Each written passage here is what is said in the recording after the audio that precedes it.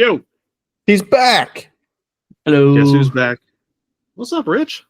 No, good to have you back, Rich. It's been a while. Yep. Yeah, we got the three of us together for. No, seriously, it's been seems like it's been a couple months almost.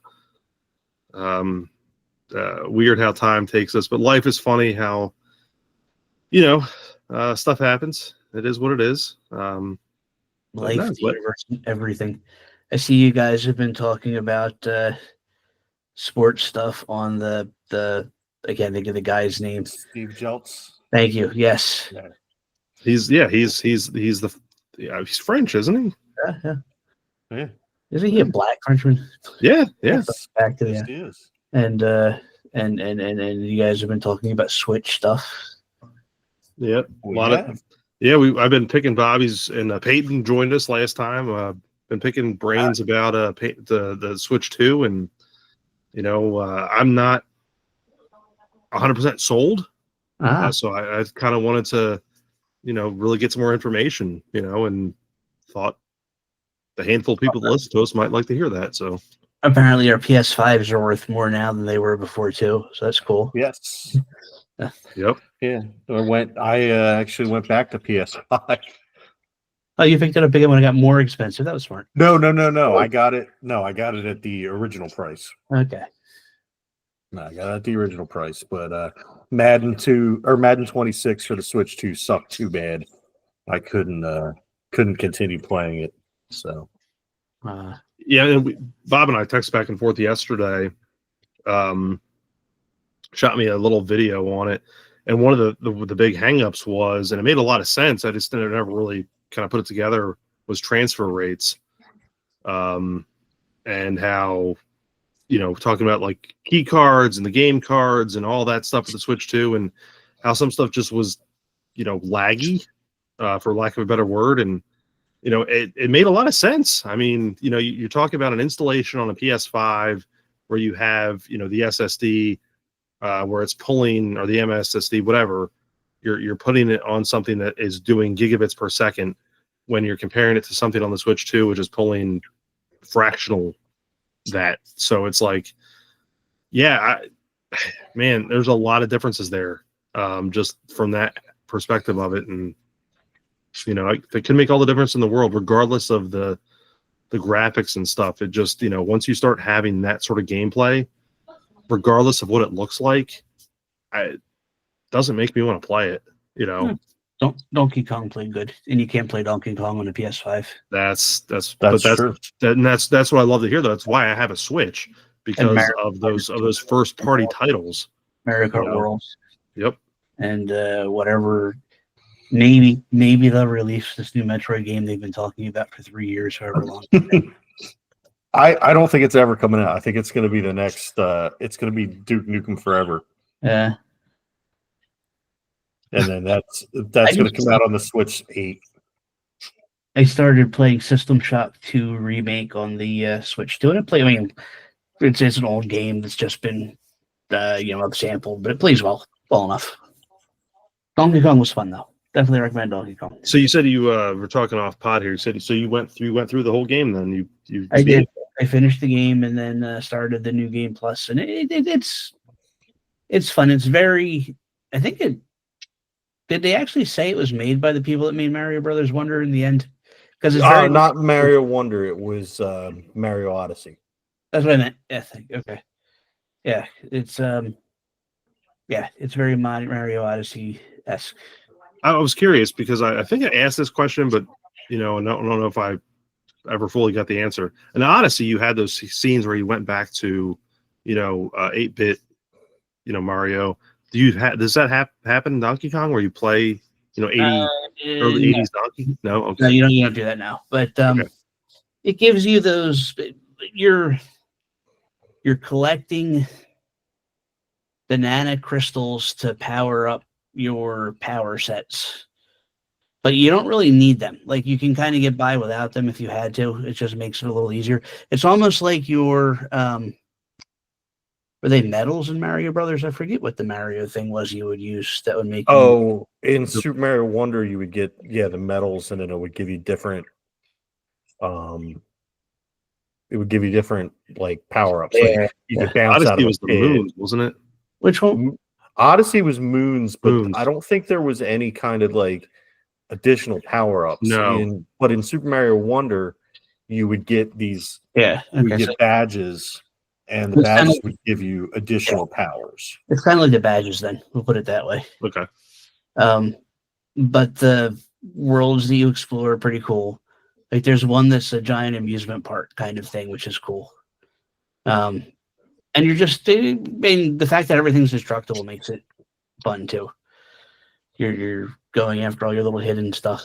You can't ride any animals except for one level you get to as you go down is a whole racetrack. So you do have stuff there, and that's when you meet up again with Diddy Kong and Daisy Kong. Dixie Kong. Thank you. Yeah. Okay. Yeah. Yeah, her too. Yeah. I don't know my Kongs. And then it No, but ends you sure know your dongs. Yeah, it ends in New Donk City. I know that one. That's what it's called. It's called New Donk City. Yeah. Tom's laughing at the other thing, I guess. I'm still a little out of it. I'll catch up.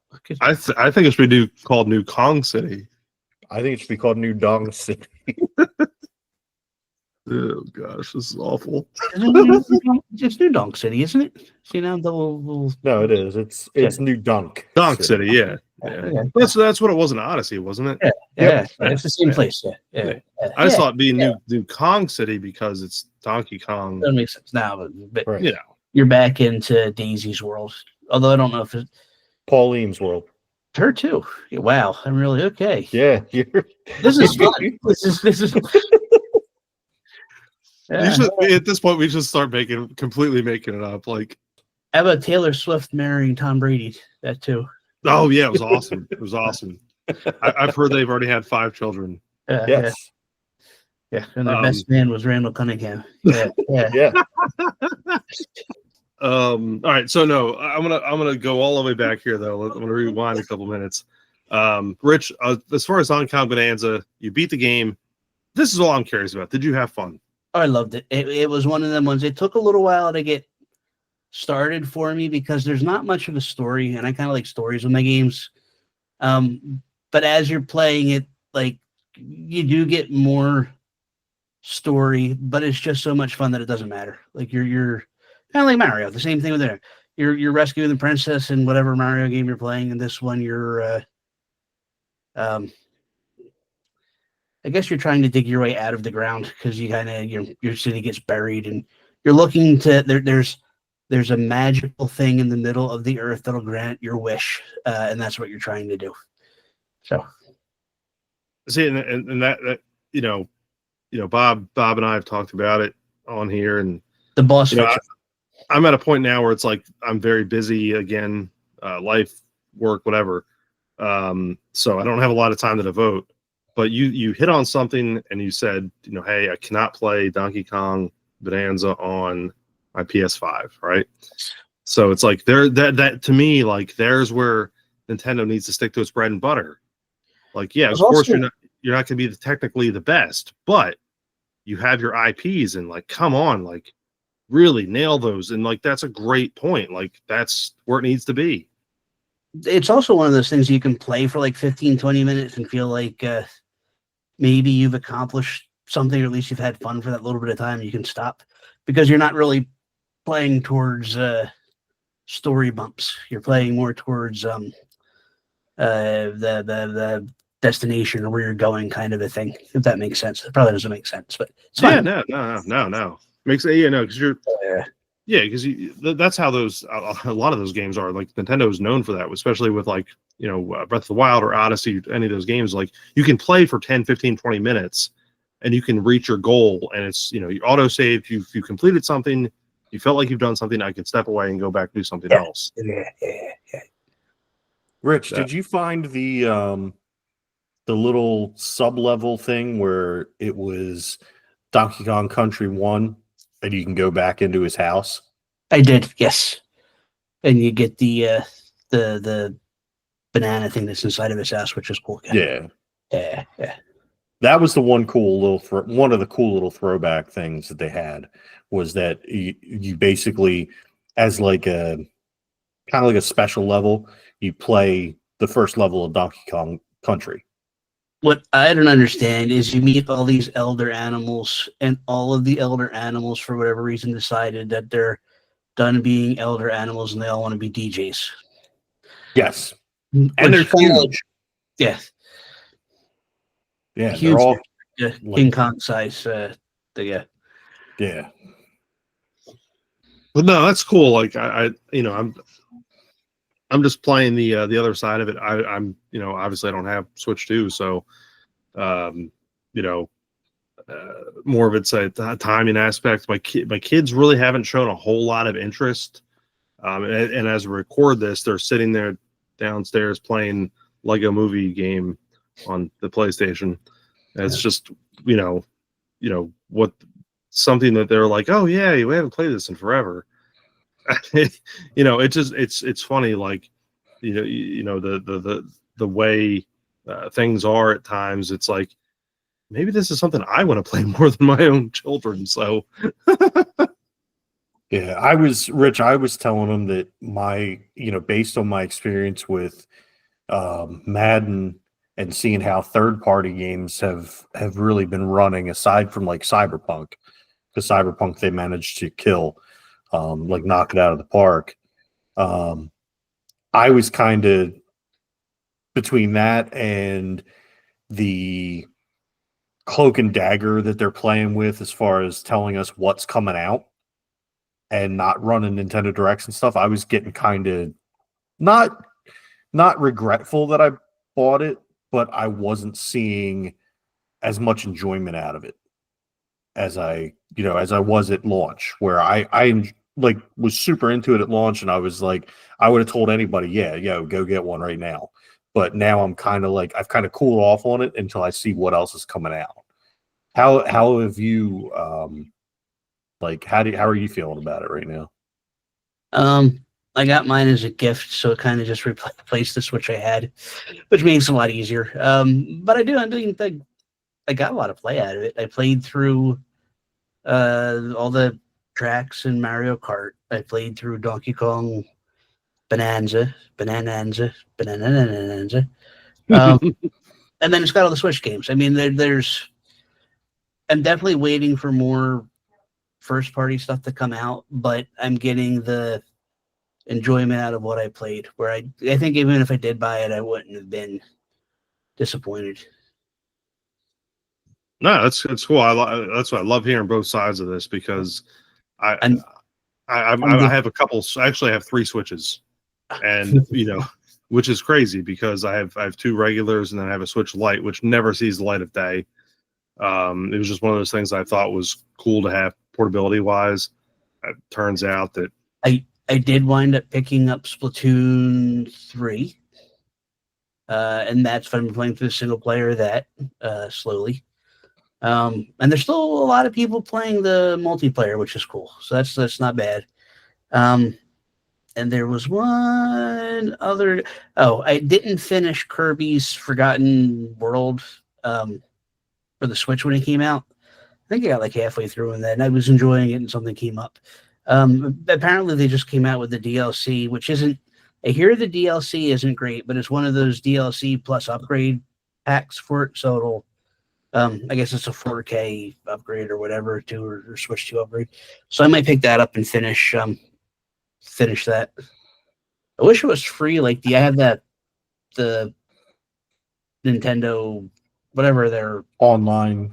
Yeah, the high one. So the Legend of Zelda ones were free. And I heard Legend of Zelda, Breath of the Wild is supposed to be so much better. Breath of the Wild and the other one with the upgrade. So I'm hoping I can speak to that one. That one was the Breath of the Wild. It's like night and day. Runs so much better. The load times are so much better. And that was actually, aside from Mario Kart, that was the first Switch 2, and I'm going to consider it a Switch 2 game because it's got the upgrades and everything, as the second Switch 2 game that I played. And it was totally worth it. I finally beat it. Yeah, I was going to say, I know you had mentioned that on here, and you were just just chit chatting even off pod, and that was one of those things that I thought that's what I would love because that's one of my favorite titles of all time. And they added Chibi Robo to the NSO. Yeah, GameCube thing, which is a fun game. Yeah, that's a good question. I was going to ask you, Rich. What do you think? So, as I've asked Bob this, what's your experience so far with the GameCube online service that the Switch offers? Switch 2 offers. I haven't played many of it. I know it's there, but I haven't really played it. The Switch, the GameCube stuff. I still like that. I go back and play the Donkey Kong 94 on the GameCube or Game Boy Advance every once in a while because it's there. Like, this is fun. And I like Wario's Woods a lot. I don't know why. It's not like the best game, but it's a fun game. So, dude, what the heck? You just literally mentioned two of my favorite games on that whole service. And I have them. I mean, I have them for free on ROMs, but I just go back and play them all the time anyway. And Donkey, every once in a while, not Donkey Kong, Punch Out. Every once in a while, I'm like, I'll see how far I can get in one run of Punch Out, and then as soon as I die, I stop. And usually I can make it up to the second bald bowl, and then the timing messes me up. But anything specific to the GameCube, because the GameCube is only available through the Switch 2. So is anything specific to? Like I said, I haven't taken advantage of any. No, okay, yeah, it's okay. I was just curious because like it's there, but I haven't played it. Gotcha. No, that's just one of those things. It's like not having this, having the Switch, I still have access to all that, except for that. Yeah. So, but no, I'm kind of the same way. I was, I spent a lot of my time playing Wario's Woods, Columns, because that's just one of my favorite Genesis games. And in Donkey Kong 94, man, is just fantastic. I will say Chibi Robo is one of the games that I played. I owned it for a while, and then I got rid of all of my GameCube games a while ago. And picked up one of those the disc emulators. There's one I still play there. It's just it's not a great game, but it's a fun game. You're just a little robot that's doing stuff for people. You're basically cleaning. It's almost like a Nintendo version of. I was going to compare it to Katamari, but it's not quite Katamari because Katamari is just nuts. But like you're cleaning stuff up for a human family. Nice. Yeah. You're not like rolling big balls and turning them into star or planets for the Drunk King of the Universe stuff. I think there's a new Katamari coming out, which should be cool. There is. Yeah. There's one coming out for the Switch. Yeah. But Rich, we haven't been blessed to all be together in a while. But you threw a text at us. I'm going to switch gears a little bit. RetroCon. I'd like to pick your brain on this a little bit. Yes. So every year, there's two big toy shows in the area being the greater Philadelphia area. They call it the Greater Philadelphia Expo Center where RetroCon is, but it's in Oaks, VA, which is like a 40-minute drive from Philadelphia proper. But they're just two big toy shows. This one is ZoloCon. RetroCon gets guests. And I've become friends with my dealers. I think I mentioned this before. There's just these two old guys that sell toys. They both have, one of them had a shop and he got rid of the shop and now he just does online auctions. The other guy still has a toy in Redingers. That's awesome. Lost in Time toys. And that's a cool little, actually it keeps expanding. I think he's got like 4 booths now in there that he turned into one big store.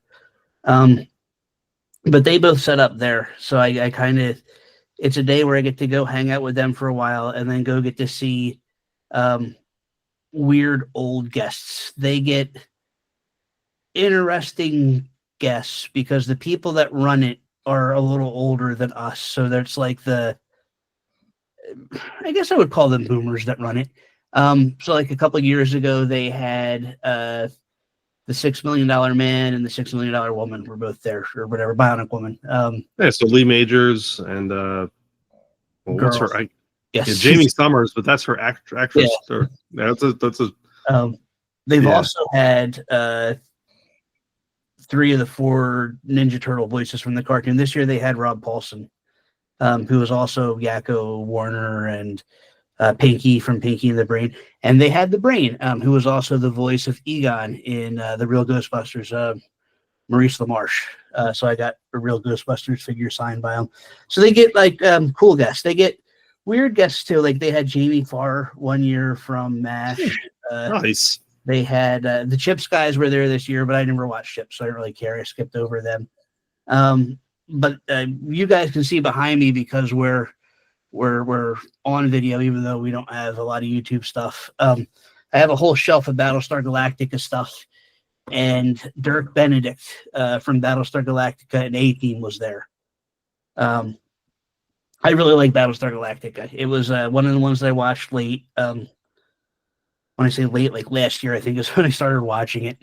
But it was really good. I started going through a pile of old sci-fi shows, I guess, to kill time and maybe to help with some other stuff that was going on. It's just something that was there as like a nice warm hug. And Hulk Hogan just died, even though he was an asshole. He was one of our heroes, and I think we may have talked about that and some other things. And it's like, all these people are dying soon. I might as well, I'm going to be here anyway. Let's go stand in line and wait to see Dirk Benedict.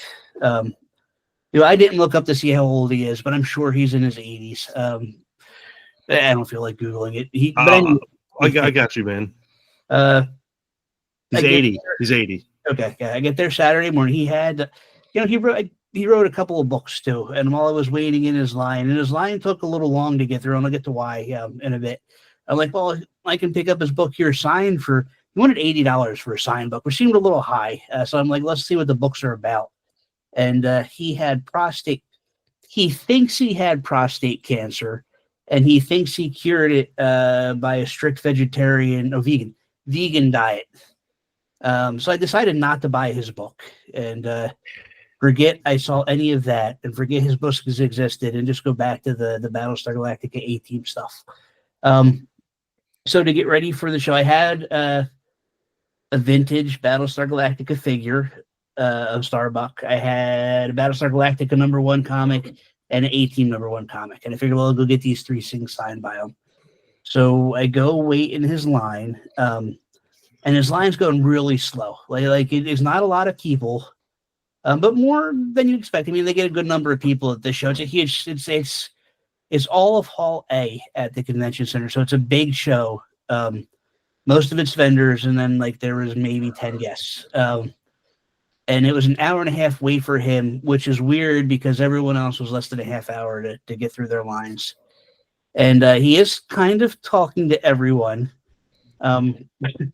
But when I got up there, I noticed he was a little shaky. So like, okay, he's got Alzheimer's. I'm not at the Alzheimer's. He's got Parkinson's. That's my grandmother had that. That's fine. He's definitely shaky. He was taking his time to sign everything, which made sense. But he also seemed to space out here and there. So the way all these shows work is they all have handlers that are usually provided by the show.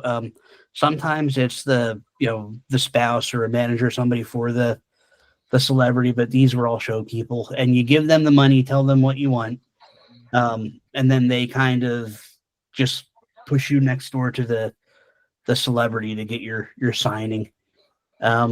So he was talking to everyone, and he was very nice, like talking about the weather and the area in Philadelphia, and people were telling them, I loved you in this, or I loved you in that. And I never saw it, but apparently he was in a movie called Body Slam with Roddy Piper. And a lot of people were bringing the soundtrack to that to get signed. So now it makes me want to go see Body Slam. Apparently Captain Lou Albano was in it too. Oh, nice. Yeah, so I finally get up to the thing, and I have my 2 books and my figure, and he signs the figure very slowly, very nice. It's thank you for coming out to see me, and blah blah blah. And it says, cool, thank you for coming. And he hands me my figure back, and then just stares at me. And then he said I had the books right underneath the figure. Like he had to lift up the figure. The books were under the figure, so you see them there. So he's okay. So he signs the figure. Lieutenant Starbuck, best wishes to Rich, Dirk Benedict, all slow, but it's very well written. You can see it, very nice. And then he's got the Battlestar Galactica book, and he goes, "I'm sorry, I didn't see this." He signs the same thing, Lieutenant Starbuck, Dirk Benedict, and he hands me the Battlestar Galactica book and just stares at me again. Like there's a third book under the thing. Oh, yeah, that's right. I'm sorry. Sorry. Oh, no. He signs the A-Team book, Lieutenant Starbuck, Dirk Benedict. Like, I didn't say anything. Oh, thank you very much. Like, you didn't play Starbuck in here. You played whoever face name. Probably had a real name, whatever. But thank you very much. It's very cool of you. And yeah, he's just seemed a little spacey, and it's like, oh, you're old. It's bad. Thank you, though. Rich, I got to talk Body Slam real quick, because now you've just mentioned this. You've not seen it. I've not seen it. Bobby, I'm sure you've not seen it either, right? No. Get this. Body Slam. Okay. Yeah. So Dirk Benedict, as you've been talking about, is in it with Roddy Piper. There's a couple of other really cool. There's a couple of Annoy people in it. So there's a Sam Fatu, who is best known as the Tonga Kid. He's in it. Captain Lou, as you mentioned, is in it. Alpha Annoy and Sika Annoy, the Samoans, are in it. But here's where it gets really interesting. Also in this movie are Charles Nelson Riley. Ooh. And this was the big surprise to me. John Astin is also in that movie. Oh, okay. Get out. Dr. Gangrene himself. Yeah. This might be like a watch episode or something. That's crazy. Dude, we might have to. He's still alive, and he's in like his 90s, John. He just doesn't. I wish he would do these shows, but he might be a little too old. Well, Gomez is just a little, I can't believe he's still alive. He's 95. 95. Good Lord. No, that's crazy. No, that's a new one to me too, because that movie would have come out. It came out in 86. So it would have, came out in a time that, we're obviously ultra familiar with, but I'm just not familiar with that film. No, me either. We also saw No Holds Barred, though, right? It was weird. I'm aware of it, but I've never seen it. You've never seen No Holds Barred? No. I mean, you're probably a better person for it. I can't think of the character's name from Friday, or else I was going to make a joke about it. Earlier this morning, I rewatched Candyman because I was on a Tony Todd kick from finishing Indiana Jones. That was good for the PS5. If you didn't play the Indiana Jones game, that's a definite play. Which is coming to the Switch too, by the way. But you just said the Switch to PS5. Yeah, I'm not playing on that. I'm not playing on the Switch 2. I'm going to eventually get it for the PS5. Yeah, Tony Todd. It's Tony Todd's last role. Really? Yeah, and he's got just that iconic voice. And they use his likeness too, which is cool. So anything else about RetroCon, though, that really sticks out at you? Rob Paulson was cool. Like, I jumped in his line first because, like I said, I'm slowly making my way through the Turtle voice actors. I have a Turtles one, the Archie comic or Adventures, whatever, the one that's based on the cartoon, that I have signed by the people that were there in the past. They've had the voice of April, the voice of Michelangelo, Townsend Coleman, who was also the Tick. He was there last year. And then Too Many Games, which is also in Philly, which I don't recommend. That's a video game one. Cam Clark was there, and he was the voice of Leonardo. So I have 3 of the 4 Turtles now. But as I got there, as they were opening up, actually, as they were opening up to the general public, they had like a 9 o'clock thing and then at 10 o'clock for everyone else. And I got in the 10 o'clock line, and Rob Paulson and Maurice LaMarche were just getting there. And he went to his line and shook everybody's hand that was waiting in line for him to get there. And said, "Hey, I'm Rob. Thanks for coming." And then he was quickish too, but people were also talking to him, and they were very nice about talking to everyone. So it took a little while to get through his line. Maurice LaMarche was super quick. He wasn't talking to anyone. He was just, he wasn't angry. I think it was just more, "Hey, how you doing? Give me your stuff." And then the little kid from Flight, well, I guess he's not a little kid anymore, from Flight of the Navigator was there, and he didn't have much of a line, and I didn't wait in his line either, so I was just Yeah, I'm gonna just take a guess that he's not a kid anymore because that No, also no, came out in probably 1986. Yeah, I don't think he's done anything else either. I think I tried looking it up and there was nothing nothing on his IMDb. So I have two thoughts. So one is that we should probably just go to one of these cons and just throw a table up, put a banner down, meet the guys from the Noise Brigade, and I mean, somebody's gonna be like, "Oh wow," You should just ask for Virgil's table. Can I have Virgil's table? The other thought I had too, because I recently watched the Minecraft movie, and so you just made the comment about the kid from Flight of the Navigator. The Minecraft movie, did you say? Yeah. I don't know if have you guys watched that yet? I was just hanging out with my nephews over the weekend, so I got to see it for the third time because every time. So there you go. Yeah. So the Jason Momoa character, right? Like he's the guy that hasn't done anything since Flight of the Navigator. Yes, there you go. But still, I mean, Edward Furlong shows up to some of these things too, and he's just a little sadder than the Flight of the Navigator kid, just in general. There was one of them I went to where they couldn't find Edward Furlong for a while, and I was sure I was going to read he was found dead in the PA suburbs of a drug overdose. And I think we talked about this on here. I think we probably did too. Yeah, I thought he was dead. Yeah, no, he's just doing these conventions. I thought he was dead, and I thought the other guy from T2. I'm not talking about Arnold. Robert Patrick. Yeah, the guy from Peacemaker. Yeah, Robert Patrick. Yeah, he's in Peacemaker. Yeah. But Robert Patrick's another guy that I was like, well, I thought he died 5 years ago. He was in a show called Scorpion too. That was one of those procedural NCIS NYC. It was about a bunch of geniuses who solved crimes or something. Yeah, he was their government handler because that's what he plays as government. Government roles are apparently racist scumbags. So. Yeah, and he's back this season because there's other dimensional versions of people. So, lovely.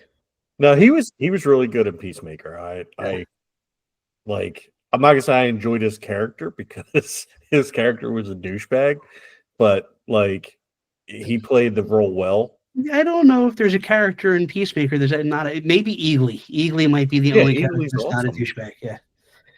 I need to watch that because I keep getting ads where Danielle and I have been watching Righteous Gemstones. Haven't watched that. It's excellent. It's Danny McBride. Okay, yeah. It's just one of those. You have to take it for what it is because Danny McBride's crazy, but it's well cast. Walter Goggins is in it. Okay. John Goodman's in it. Very well cast. But yeah. So Adam Devine's in it. A lot of the ads play Peacemaker, so I'm like, gosh, I need to watch this. Wednesdays have been fun too. They recommend Wednesday. Oh yeah, I gotta steal somebody's Netflix and watch that. I had to add another account to it for my mom to see it because they've been really going after people sharing it. So now if you're not on the same IP thing, it'll actually throw up a thing saying, hey, this isn't your home. What are you doing logging in here? Yeah, that's the one like service that I'm like, I can't do anything about it because so Netflix said, hey, we'll let you add another account for $9 that you can share. Like, that's not an account. Get the hell out. That's bullshit. I love my mom, so I guess I'll give her. It's like the plate sharing charge at a restaurant. Yeah, it's nuts. Or a diner. Yeah, $5. Hey, it would be $7 if you let them watch it with commercials, or $9 to get rid of the commercials. So it's even one of those things. It's like, well, I don't want to watch commercials. So it's I don't know. It's aggravating. The whole thing's a damn racket. It's funny, exactly, and that's the funny thing. It's like I think about like the streaming services now, and I recently changed from having, the Netflix with no ads to having Netflix with ads and HBO with ads because I never had HBO as a service. And I could very well sit there and find some way to watch all this stuff without paying for it. I am fully aware of that.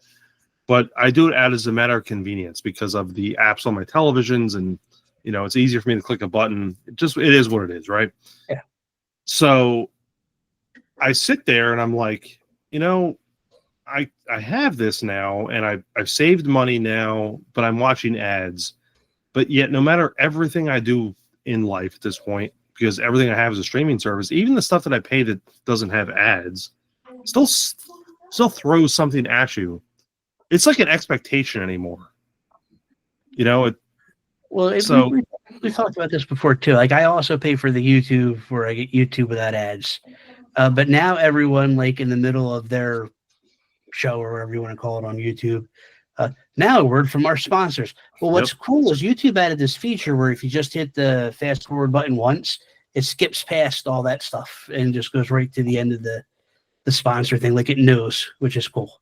Yeah, that was it's money, so it's cool. It's kind of I like that because when I went to do that, it skipped and it said, "This is where people normally go back in," and I'm like, "Yeah, let's do it." And it was the end of the ad. I was like, "Hell yeah, to YouTube, you're doing it right."